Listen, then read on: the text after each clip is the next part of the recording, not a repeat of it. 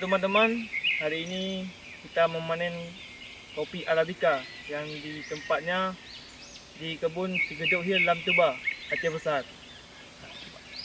Kita boleh lihat ni teman-teman, dah merah semua ni. Nampaknya banyak kali hari ini panennya, hampir 1 karung pagi ni.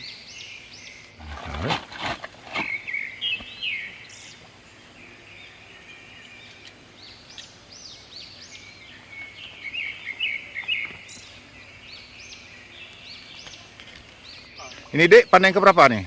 Panen yang kedua, Berapa hektar semua dek? dah 10 hektar kurang lebih ya. Oh iya. Di udah bisa panen semua lah ya? Dah, kalau panen ini dah bisa dapat mobil kita. Ya. Double kabin dek ya? Untuk operasional ya? Kalau naik kali kan tak bisa naik lagi dia.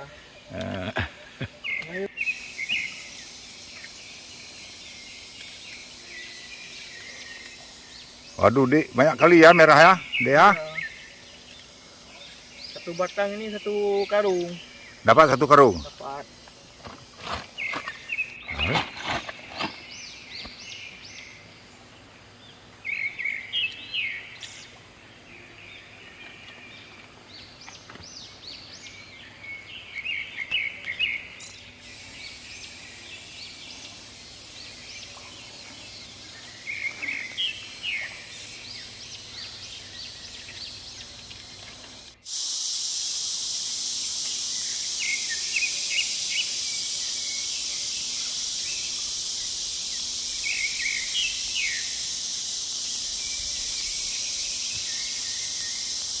Dalam kok je.